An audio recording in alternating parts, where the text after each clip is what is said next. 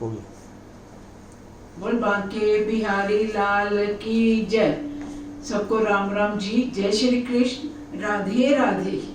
आज हम कार्तिक मास के अध्याय नंबर 9 का पाठ करेंगे। हमने 7वें अध्याय का पाठ किया, जलंधर उपाख्यान, कि जलंधर की उत्पत्ति कैसे हुई, उसने देवताओं से युद्ध कैसे शुरू करा, विष्णु भगवान को कैसे अपने घर में रखा लक्ष्मी जी के साथ। उसके बाद हमने 8वां अध्याय पढ़ा कि उसने शिव जी के साथ कैसे युद्ध करा। शिव जी विष्णु जी से पूछते हैं आपने क्यों नहीं मारा जलंधर को, तो वो कहते हैं एक तो ये लक्ष्मी का भाई है, दूसरा ये आपके अंश है। तो उसके बाद में वो एक जलंधर जो है शिव जी का रूप बनाकर जब पार्वती जी के पास जाता है तो फिर वो विष्णु भगवान को कहती है कि देखिए इसने क्या करा है। तो विष्णु भगवान कहते हैं कि हम भी इसके साथ वही रास्ता अपनाएंगे जो इसने आपके साथ अपनाया। तो आज हम 9वें अध्याय का पाठ करेंगे कि जलंधर वध कैसे हुआ। उससे पहले हम जैसे कथा शुरू करते हैं वैसे ही पूरा विधि से स्टार्ट करेंगे इसको। श्री कृष्ण गोविंद हरे मुरारी, हे नाथ नारायण वासुदेवा। श्री कृष्ण गोविंद हरे मुरारी, हे नाथ नारायण वासुदेवा। हे नाथ नारायण वासुदेवा, हे नाथ नारायण वासुदेवा। श्री कृष्ण गोविंद हरे मुरारी, हे नाथ नारायण वासुदेवा। श्री गणेशाय नमः, श्री गणेशाय नमः, श्री गणेशाय नमः। जो से ईश वंदना जो सिमरत सिद्धि होए, गणनायक करि बरदहन, करो अनुग्रह सोई। बुद्धि रास शुभ गुण सदन, मुख होए बाचाल, पंखु चढ़े गिरि बर गहन, जासु कृपा सु दयाल। द्रवो सकल कलिमल दहन, नील सरोरु श्याम तरन, अरुण बारदी नयन। करो सुमंगूर धाम सदा, क्षीर सागर शयन। कुंद इंद समदेह, उमा रमन करुणायन, जाय दीन पर नेह। करो कृपा मर्दन मयन, बंदो गुरुपद कंज। कृपा सिंधु नर रूप हरि, महामोह तम पुंज। जास वचन रवि बर निकर, नीलांबु श्यामल कोमलांगम। सीता समारोह पितवाम भागम, पाणो महासायक चार चापम।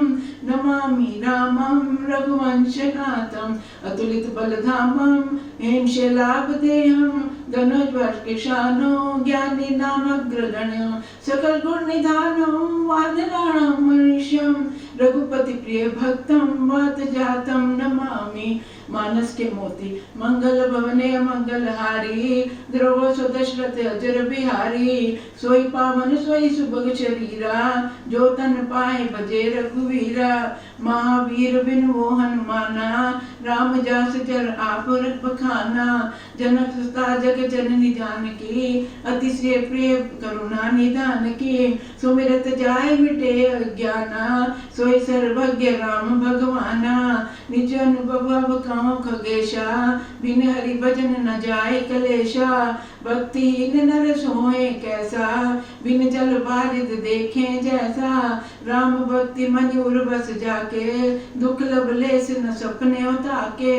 मन ते सकल कामना भागी, केवल राम चरण ले लागी। बिनु सतसंग विवेक न होई, राम कृपा बिना सुलभ न सोई। जब ते होए धर्म की हानि, बाणे असुर अधम अज्ञानी। निर्मल मन जन सो मोहि भावा, मोहे कपट छल छिद्र न भावा। सुनो उमा ते लोग अभागी, हरि तज होए विषय अनुरागी। उमा कहूँ मैं अनुभव अपना, सत हरि भजन हरि। उमा कहूँ मैं अनुभव अपना, सत हरि भजन जगत सब सपना। राम कथा शशि किरण समाना, संत चकोर करे जय पाना। राम कथा सुंदर कर तारी, संशय व्यघ उड़ावन हारी। भक्तिहीन सब गुण सुख ऐसे, लवण बिना ज्यों व्यंजन जैसे। सिया राम में सब जग जानी, करहु प्रणाम जोर जुग पानी, राजा राम अवध राजधानी, गावत गुण सुर मुनिवर ज्ञानी, गावे सुंदर मंगल गीता, ले ले नाम राम और सीता। जहाँ सुमति तहाँ संपत्ति नाना, जहाँ कुमति तहाँ विपत्ति निदाना, तापस वेश विशेष उदासी, 14 बरस राम बनवासी।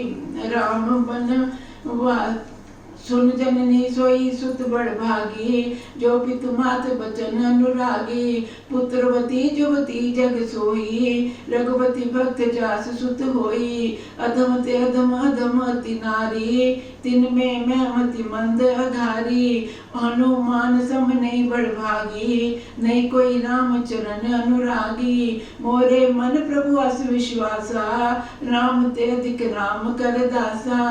मंगल भवने मंगल हारी, उमा सहित जय जप त्रिपुरारी, दीन दयाल विरद संभारी, हरो नाथ मम संकट भारी।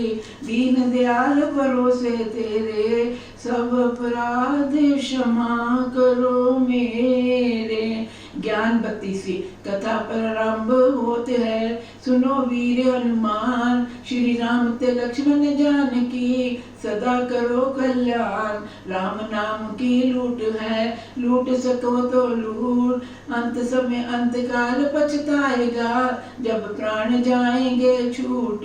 सुत धारा और लक्ष्मी, पापी घर भी होए, संत समागम हरि कथा, तुलसी दुर्लभ धोए। क्षमा बड़न को चाहिए, छोटन को उत्पात, क्या विष्णु को घट गया, जो भृगुमारी लात। तेरा साईं तुझ में ज्यों फूलों में बास, कस्तूरी में के मृग ज्यों फिर ढूंढे घास। कबीरा तेरी झोंपड़ी, खलग गल कटियन के पास, करनगे सो भरनगे, तू क्यों भयो उदास। कबीरा मन निर्मल भया, जैसे गंग का नीर, पाछे पाछे हरि फिरत, कहत कबीर कबीर।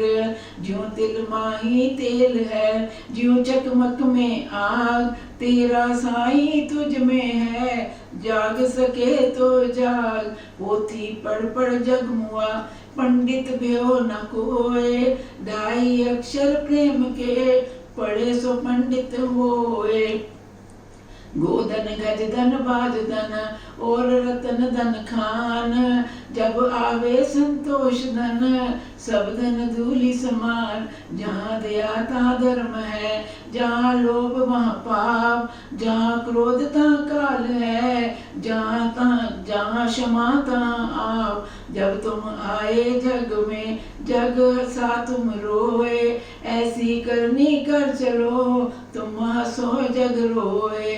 बड़ा हुआ तो क्या हुआ, जैसे पेड़ खजूर, पंथी को छाया नहीं, फल लागे अति दूर। सियापति राम जय जय राम, मेरे प्रभु राम जय जय राम। अथ 9वां अध्याय। श्री कृष्ण गोविंद हरे मुरारी, हे नाथ नारायण वासुदेवा। श्री कृष्ण गोविंद हरे मुरारी, हे नाथ नारायण वासुदेवा। हे नाथ नारायण वासुदेवा, हे नाथ नारायण वासुदेवा। नारद जी ने कहा, वृंदा ने स्वप्न में अपने पति को भैंसे पर अड़ूर तेल लगाए हुए और दिगंबर वेश में देखा। वह काले फूलों की माला धारण किए हुए भूत आदि गणों के साथ दक्षिण दिशा की ओर जा रहा था। उसका सिर मुंडा हुआ था और वह अंधेरे से घिरा हुआ था। जलंधर की पत्नी वृंदा सपना देखती है। अपना नगर समुद्र में समा गया है, ये देखकर वह नारी सोते हुए में जाग पड़ी और स्वप्न के विषय में सोचने लगी। जगने के बाद वह सूर्य के भीतर छिद्र और उसे स्थिर देखकर उसे अनिष्ट सूचक मानकर भय से व्याकुल होकर रोने लगे। फिर स्वयं को दुखी अनुभव कर कुछ आराम पाने की दृष्टि से वह गौशाला, मकान की छत, उपवन और नगर के बीच भी गई। वह एक उपवन से दूसरे उपवन में गई, परंतु कहीं भी उसको सुख नहीं मिला। तभी वृंदा ने सिंह जैसे मुख वाले 2 राक्षसों को देखा। जब वह भयभीत होकर भागने लगी, उसी समय उसकी दृष्टि एक शांत तपस्वी पर पड़ी। तो उसने अपने शिष्य से के साथ मौन धारण किए बैठा था। जो अपने शिष्य के साथ मौन धारण करके बैठा हुआ था, वह भय के कारण उसके कंठ में अपनी भुजाएं डालकर लिपट गई और इस प्रकार कहने लगी, हे मुनि, मैं आपकी शरण में आई हूँ, मेरी रक्षा कीजिए। मुनि ने उसे भयभीत देखकर उसके पीछे आने वाले राक्षसों को अपने हुंकार मारकर दूर भगा दिया। ऋषि के हुंकार मात्र से ही राक्षसों को भयभीत तथा पीछे हटा हुआ देखकर वृंदा ने मुनि को दंडवत प्रणाम करते हुए इस प्रकार कहा। वृंदा बोली, हे कृपा निधान, आपने मुझे घोर संकट से बचाया है। अब मैं आपसे अपने पति की जय पराजय के विषय में पूछना चाहती हूँ। हे प्रभु, हे सुव्रत, मेरे पति जलंधर शिवजी से युद्ध करने के लिए गए हैं। युद्ध का परिणाम क्या होगा? नारद जी बोले, वृंदा की बात सुनकर मुनि ने दया पूर्वक ऊपर की ओर देखा। उसी समय 2 वानर कहीं से आकर नमस्कार करते हुए उनके सामने खड़े हो गए। फिर कुछ देर बाद ही मुनि का संकेत पाकर वे दोनों बंदर आकाश को चले गए और आधे क्षण के बाद ही जाकर सामने खड़े हो गए। उनके हाथ में जलंधर का सिर तथा कबंध था। उसे देखकर पति वियोग से व्याकुल होकर वृंदा मूर्छित होकर पृथ्वी पर गिर पड़ी। तब मुनि ने उसको कमंडल के जल छिड़ककर चैतन्य किया। उस समय वे अपने पति के मस्तक तथा अपना मस्तक रखकर रोने लगी। पति के मस्तक पर अपना मस्तक रखकर रोने लगी। रोते हुए वृंदा ने मुनि से कहा, हे प्रभु, जो व्यक्ति मुझे सुख संवाद द्वारा प्रसन्न करता रहता था, वही मेरा प्रिय आज मेरी बात सुनकर क्यों नहीं सुन रहा। जो जलंधर देवता गंधर्व विष्णु सहित तीनों लोगों पर विजय हुआ था, वह तपस्वी द्वारा किस प्रकार मारा गया। हे कृपा निधि मुनि श्रेष्ठ, आप मेरे प्रीतम को जीवित करने में समर्थ हैं, अतः इसे पुनर्जीवित कर दीजिए। नारद जी बोले, वृंदा के वचनों को सुनकर मुनि ने हंसते हुए कहा। मुनि बोले, जिसे रुद्र द्वारा युद्ध में मारा गया हो, मैं उसे जीवित करने में समर्थ हूँ।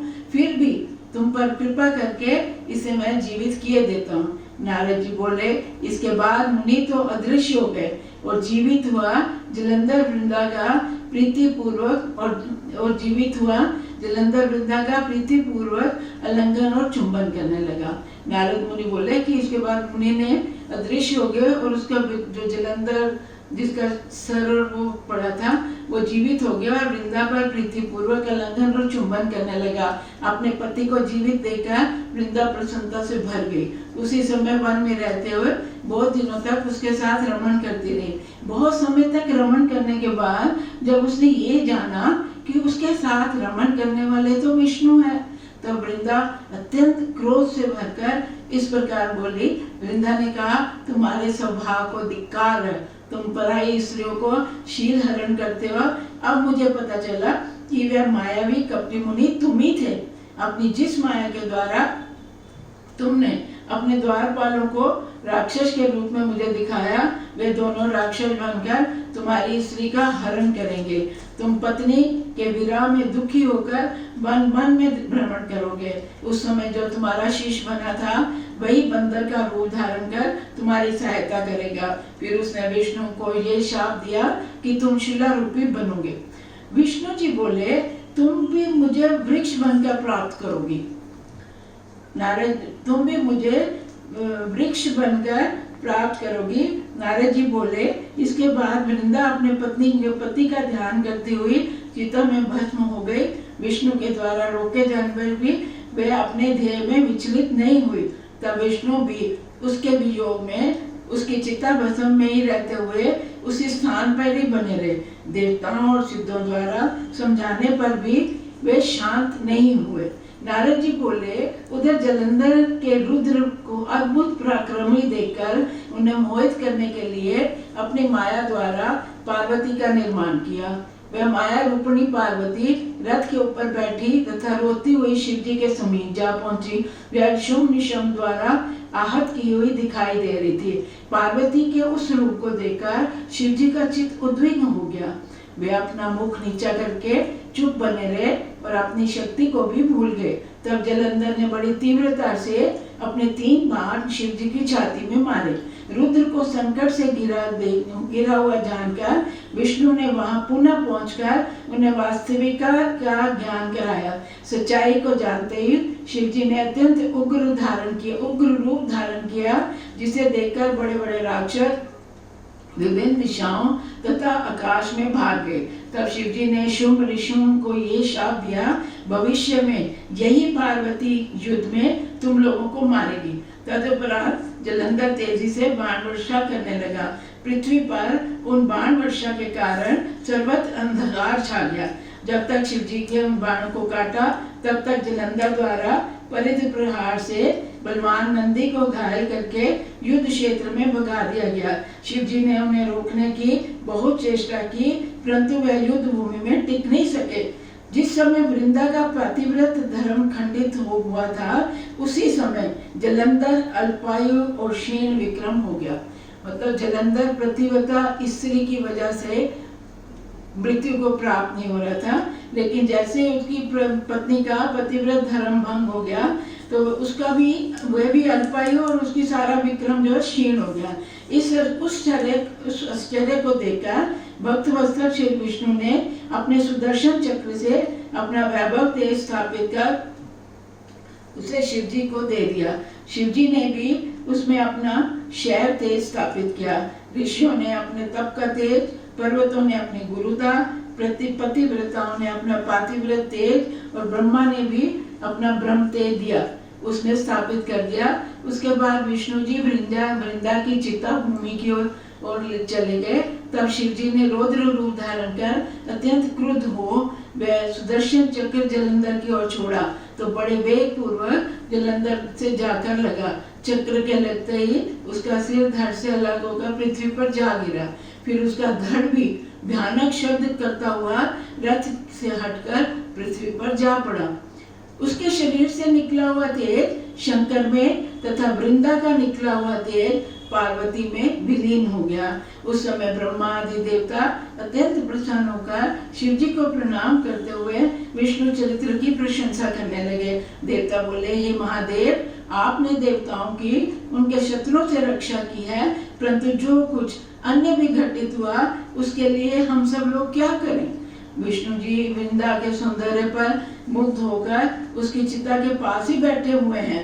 शिव जी बोले, विष्णु को मोह दूर करने के लिए तुम लोग भगवती मोहिनी माया की शरण में जाओ, वे ही सब काम करेगी। नारद जी बोले, ये कहकर शंकर जी अंतर ध्यान हो गए, उनके गण भी उनके साथ चले गए।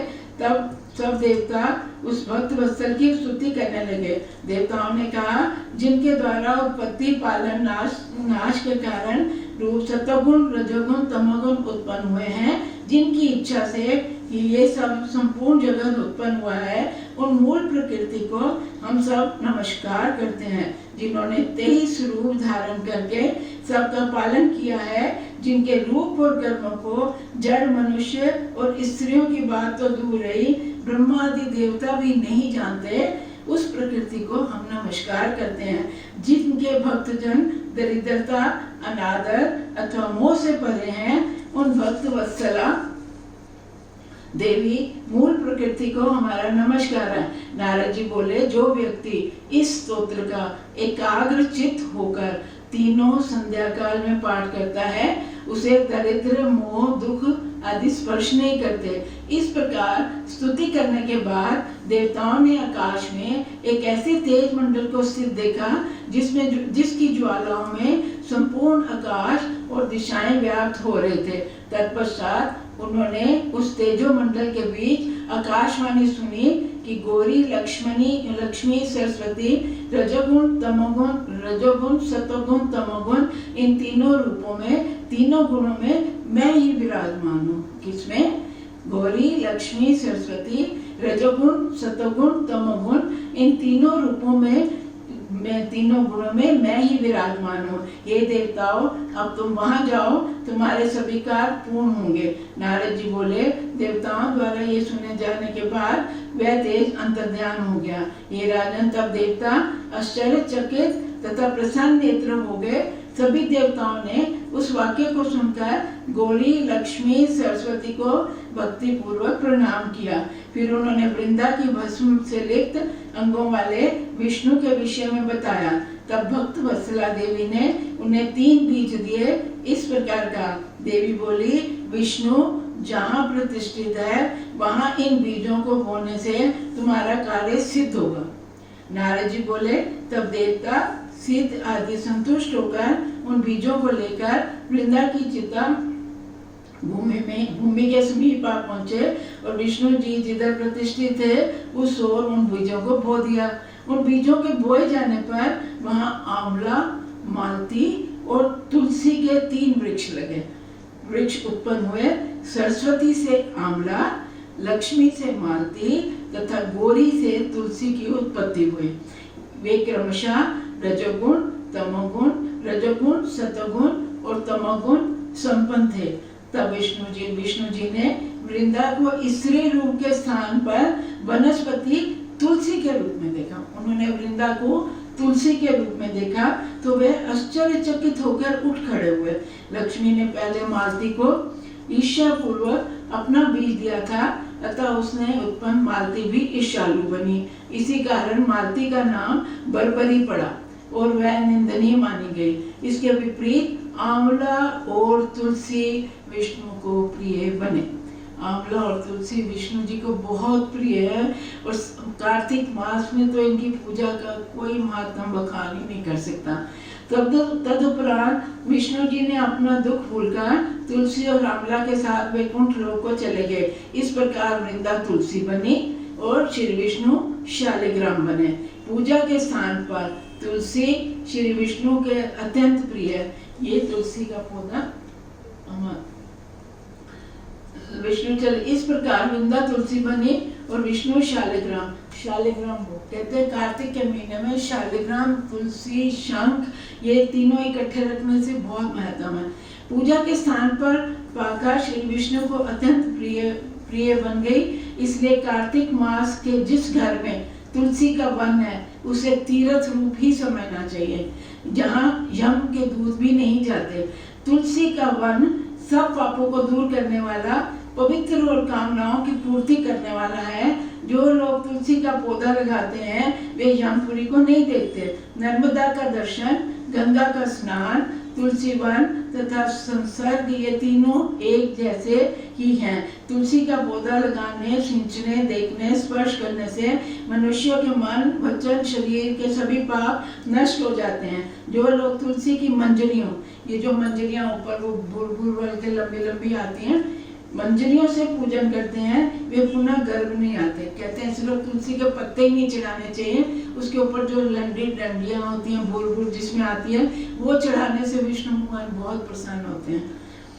जो लोग तुलसी की मंजरियों से विष्णु भगवान की पूजा करते हैं वे पुनः गर्भ में नहीं आते और निस्संदेह मुक्ति के भागी होते हैं। पुष्कर और गंगा आदि तीर्थ, नदियां एवं वासुदेव आदि सभी देवता तुलसी दल में निवास करते हैं। जो व्यक्ति तुलसी की मंजरी के साथ प्राणों को छोड़ता है, सैकड़ों पापों से मुक्त होने पर भी यमराज उसे कभी दंड देने की शक्ति नहीं रखते। जो व्यक्ति तुलसी चंदन लगाता है वह अपने कृत पापों से शरीर को मुक्त कर लेता है। ये राजन, जहाँ जहाँ तुलसी वन की छाया होती है वहाँ पितरों का श्राद्ध करने से अक्षय हो जाता है। जो मनुष्य तुलसी गंध मिश्रित किसी भी वस्तु को चढ़ाता है भगवान केशव उस पर कोटि सहस्त्र वर्षों तक प्रसन्न बने रहते हैं। जो मनुष्य कार्तिक मास में तुलसी मंजरी से हरि पूजा करता है वह पत्ते पत्ते से मोती चढ़ाने का फल प्राप्त करता है। हे राजन, जो व्यक्ति आंवले के वृक्ष की छाया में पिंडदान करता है,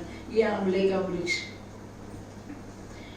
की छाया में पिंडदान करता है, उसके नरक में स्थित पितर वितरित हो जाते हैं। हे राजन, जो मनुष्य मस्तक, हाथ, मुख अथवा शरीर पर आंवले के फल को धारण करता है, उसे साक्षात विष्णु ही समझना चाहिए। जिस मनुष्य के शरीर पर प्रतिदिन आंवला, तुलसी, गोपी चंदन स्थित रहते हैं, वह जीवन मुक्त कहा जाता है। जो मनुष्य आंवला और तुलसी मिश्रित जल का स्नान करता है, उसे गंगा स्नान का फल मिलता है। जो मनुष्य आंवले के पत्र और फल से देव पूजन करते हैं, वे विविध प्रकार के स्वर्ण निर्मित पुष्पों द्वारा पूजा करने के फल को प्राप्त करता है। कार्तिक मास की सभी तीर्थ, मुनि, देवता, यज्ञ आंवले में समाहित होते हैं। जो मनुष्य कार्तिक मास में तुला के द्वादशी तिथि को तुलसी और आंवले को पत्तों को तोड़ता है, वह अत्यंत गहन नरक में जाता है। द्वादशी के दिन या इतवार के दिन जो तुलसी या आंवले के पत्तों को तोड़ता है, इनकी पूजा करता है, तो वह घोर नरक को प्राप्त होता है। जो मनुष्य कार्तिक मास में आंवले की छाया में भोजन करता है, वह 100 वर्ष तक अनसंसर्ग जन्य पापों को छूट जाता है। जो मनुष्य कार्तिक मास में आंवले की जड़ विष्णु को पूजन करता है, उसमें मानो सभी तीर्थों में विष्णु का पूजन कर लिया। धर्म, काम, अर्थ की इच्छा रखने वाले तुलसी, आंवला, रुद्राक्ष की माला कभी नहीं त्यागनी चाहिए। जितने दिनों तक मनुष्य गले में आंवले की माला रखते हैं, उतने 1000 वर्षों तक उसे वैकुंठवास मिलता है।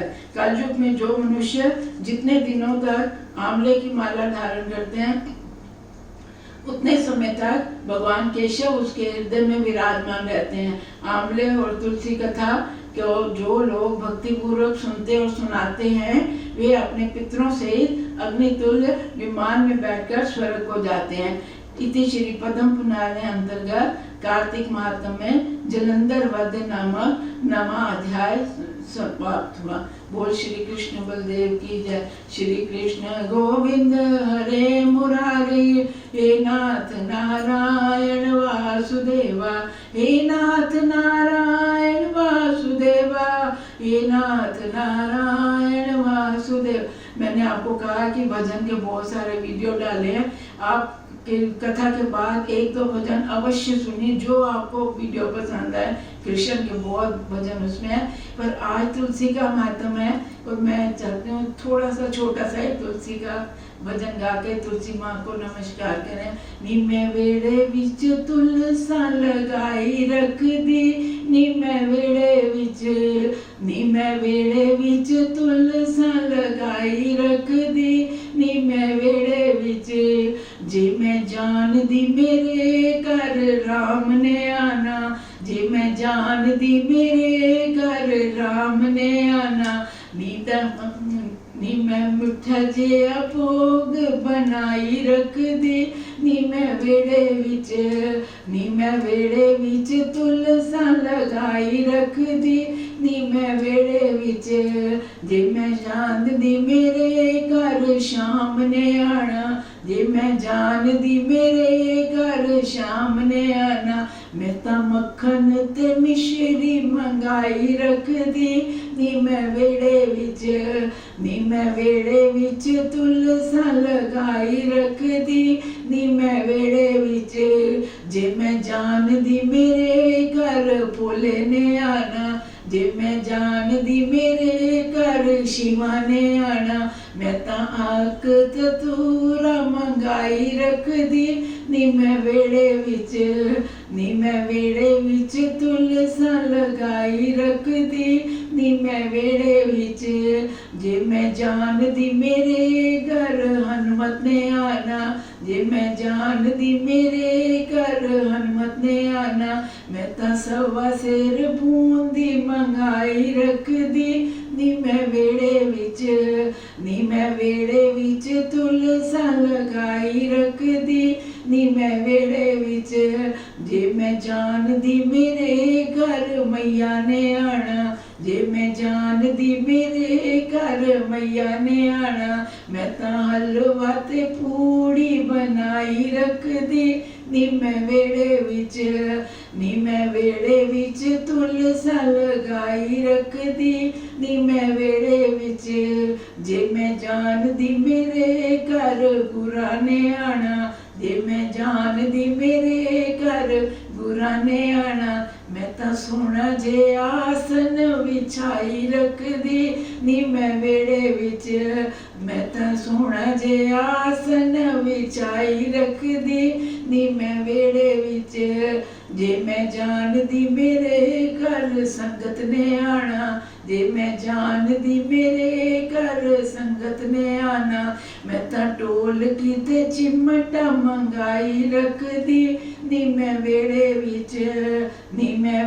विच तुल सामना लगाई रखदी नी मैं वेड़े विच जे मैं जानदी मेरे घर राम ने आना जे मैं जानदी मेरे घर राम ने आना मैं तां खट्टे मीठे पेर मंगाई रखदी नी मैं वेड़े विच। बोल तुलसी माता की जय। आरती करेंगे। ओम जय जगदीश हरे स्वामी जय दीननाथ हरे भक्त जनों के संकट दास जनों के अवगुण बंसरी वाला दूर करे। ओम जय जगदीश हरे जो ध्यावे फल पावे दुख बिन से मन का स्वामी दुख बिन से मन का सुख संपत्ति घर आवे बंसरी वाला घर आवे कष्ट मिटे तन का। ओम जय जगदीश हरे मात पिता तुम मेरे शरण पढ़ूं मैं किसकी स्वामी शरण पढ़ूं मैं किसकी तुम बिने और न दूजा प्रभु बिने और न कोई आस करूं मैं जिसकी। ओम जय जगदीश हरे तुम पूर्ण परमात्म तुम अंतर्यामी स्वामी तुम अंतर्यामी पार ब्रह्म परमेश्वर जगत पिता जगदीश्वर आप सबके स्वामी। ओम जय जगदीश हरे मैं तुम करुणा के सागर तुम पालन करता स्वामी तुम रक्षा करता मैं मूर्ख कल कामी मैं सेवक तुम स्वामी कृपा करो वरता। ओम जय जगदीश हरे तुम हो एक अगोचर सबके प्राणपति स्वामी सबके प्राणपति किस विध मिलूं दयालु केड़े वेले मिला बंसरी वाले तुमको मैं कुमति। ओम जय जगदीश हरे दीन बंधु दुख हरता ठाकुर तुम मेरे स्वामी सेवक हम तेरे अपने हाथ उठावो अपनी चरनी लगावो द्वार खड़ा मैं तेरे। ओम जय जगदीश हरे विषय विकार मिटावो पाप हरो देवा मेरे कष्ट हरो देवा श्रद्धा भक्ति बढ़ावो हृदय प्रेम बढ़ावो संतन हरि सेवा। ओम जय जगदीश हरे तन मन धन सब कुछ है तेरा भगवान सब कुछ है तेरा तेरा तुझको अर्पण तेरा तुझको समर्पण क्या लागे मेरा। ओम जय जगदीश हरे सबे द्वारे छोड़ के मैं आईया द्वारे तेरे भगवान आईया द्वारे तेरे चरना दी दासी बना लो चरना दे नाल लगा लो बख्शो अगुन मेरे। ओम जय जगदीश ओम जय जगदीश हरे जय त्रैलोकपति स्वामी जय त्रैलोकपति कृपा करके दीजो दया करके बख्शो नाम दाम भक्ति। ओम जय जगदीश हरे मोर मुकुट मत तिलक विराजे गल मोतियां दी माला स्वामी गल मोतियां दी माला रतन सिंहासन बैठे रतन सिंहासन बैठे बैठे मेरे नंद लाला। ओम जय जगदीश हरे श्याम सुंदर जी की आरती जो कोई नर गावे, स्वामी पढ़े सुने गावे। कहते शिवानंद स्वामी जपत हरि हर स्वामी, मन माचित फल पावे। ओम जय जगदीश हरे, ओम जय जगदीश हरे। स्वामी जय भोलेनाथ हरे, हर जय जय भोलेनाथ हरे। भक्त जनों के संकट, दास जनों के अवगुण, श्री भला दूर करे। ओम जय जगदीश हरे। भगवान नारायण नारायण नारायण, लक्ष्मी नारायण नारायण नारायण, बद्री नारायण नारायण नारायण, जपो नारायण नारायण नारायण, बजो नारायण नारायण नारायण, गाओ नारायण नारायण नारायण, ध्याओ नारायण नारायण नारायण, भजमन नारायण नारायण नारायण। तुमेव माता च पिता तुमेव, तुमेव बन्धो च सखा तुमेव, तुमेव विद्या द्रविणं तुमेव, तुमेव सर्वं मम देव देव। जय जय राजा राम की, जय लक्ष्मण बलवान, जय कपीश सुग्रीव की, जय अंगद हनुमान सियापति राम। जय जय राम मेरे प्रभु राम, जय जय राम। एक घड़ी आदि घड़ी, आदि से पुण्या, तुलसी संगत साधकी, हरे कोटि अपराध सियापति राम। जय जय राम मेरे प्रभु राम, जय जय राम। बार बार वर मांगियो, हर्ष दियो श्री रंग, पसरो जन पाइनी, तेरी भक्ति सदा सतसंग सियापति राम। जय जय राम मेरे प्रभु राम, जय जय राम। कामे नार प्यार जिमी, लोभी प्रिय जिमी दाम, तिमि रघुराथ निरंतर, प्रिय लागो मोहि राम सियापति राम। जय जय राम मेरे प्रभु राम, जय जय राम। मौसम दीन न दीन हित, तुम समान रघुवीर, अस्विचार रघुवंश मणि, हरो विषम भव वीर सियापति राम। जय जय राम मेरे प्रभु राम, जय जय राम। श्रवण सुजस सुने आयो, प्रभु भंजन भव वीर, त्राय त्राय आरती हरन, शरण सुखद रघुवीर सियापति राम। जय जय राम मेरे प्रभु राम, जय जय राम। करो कल्याण सीता राम, आते भी राम बोलो, जाते भी राम बोलो, सुबह और शाम बोलो राम राम राम। मेरे श्याम दे पवन ते फुल्लां दी वर्षा, सोने मंदिरां ते फुल्लां दी वर्षा, वर्षा होए रही दरबार, वर्षा होए रही, सारे बोलो जय जयकार, वर्षा होए रही। श्याम प्यारे दी जय हो, आराम वाले दी जय हो, गटगट वासी दी जय हो, कटे 84 दी जय हो, आराम वाले दी जय हो, श्याम प्यारे दी, सारी संगत रल के बोलो जय हो, आराम वाले। बोल राधे राधे श्याम मिला दे, राधे राधे श्याम हमारो धन राधा, श्री राधा श्री राधा, बरसाने वाली राधा राधा राधा राधा राधा, हमारी प्यारी राधा राधा राधा राधा राधा, हमारो धन राधा, श्री राधा श्री राधा। जय जय श्री राधे, जय जय श्री राधे, जय जय श्री राधे। हे भगवान, आज की कथा में किसी तरह की कोई गलती त्रुटि हुई हो तो क्षमा कीजिएगा। हरे नमः, हरे नमः, हरे नमः।